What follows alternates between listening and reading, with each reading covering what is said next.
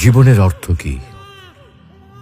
আপনার জন্ম হয়েছিল বস্ত্রহীনতার মধ্যে দিয়ে এবং আপনার মৃত্যু হবে বস্ত্রহীনতার মধ্যে দিয়ে। আপনি পৃথিবীতে এসেছিলেন অত্যন্ত দুর্বল হয়ে। এত দুর্বল ছিলেন যে মার সাহায্য ছাড়া খাবারটুকু মুখে নিতে পারতেন না। আপনি যখন এই পৃথিবী ছেড়ে চলে যাবেন তখনও আপনি অত্যন্ত দুর্বল ও অসহায় থাকবেন।